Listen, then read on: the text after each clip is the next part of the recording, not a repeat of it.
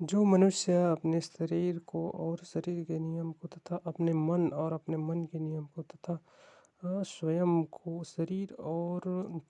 मन से परे स्वयं को नहीं जानता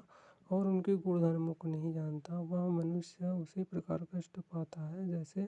अपने पूर्वजों द्वारा रखी गई संपत्ति को छिपा देने पर वह जीवन भर गरीब की जिंदगी जीता है और यदि उसका ज्ञान हो जाने पर वह राजा की जिंदगी जीता है। तो उसी प्रकार परमेश्वर रूपी कृष्ण के हृदय में निवास स्थान को न जानने पर मनुष्य दर दर की ठोकरें खाता है और जीवन भर कष्ट उठाता है। तो मनुष्य को उस परम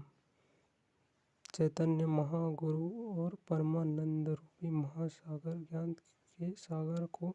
ढूंढना चाहिए, जो कि मनुष्य के हृदय और मन में निवास करता है, जो कि सत्कर्म और तप तपस्या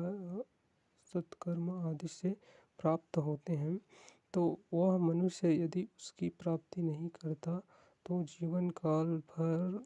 दुखों का ही सामना करता है और वह जो छोटे मोटे सुख देख रहा है वह तो छोटी मोटी कौड़ी की भांति है, जिसको मनुष्य अत्यंत सुखद जीवन मान लेता है, लेकिन उससे भी बहुत अधिक आनंदमय जीवन है जिसका किसी को पता नहीं चल पाता। केवल शरणागत मनुष्य ही उस आनंद को प्राप्त कर सकता है और शरणागत मनुष्य केवल अपने ही लिए नहीं बल्कि जगत के सर्व जीव जंतु और स्वयं के लिए तथा अपने परिवारजनों के लिए आनंद का केंद्र बन जाता है। लेकिन जो मनुष्य स्वयं सुखी होने के लिए दूसरों को कष्ट पहुंचाता है और स्वयं अपने जीवन में सुख भोगने के लिए कुछ भी कर सकता है, ऐसा मनुष्य मुझे प्रिय नहीं है। तुम्हें तो सुख मिलना ही है, लेकिन अगर तुम दूसरों को सुख देने के लिए नहीं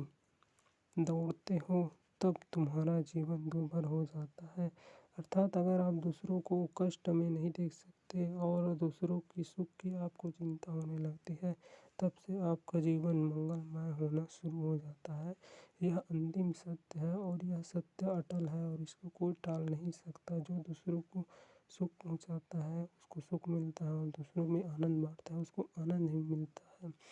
और जो मनुष्य दूसरों को दुख देता है और स्वयं के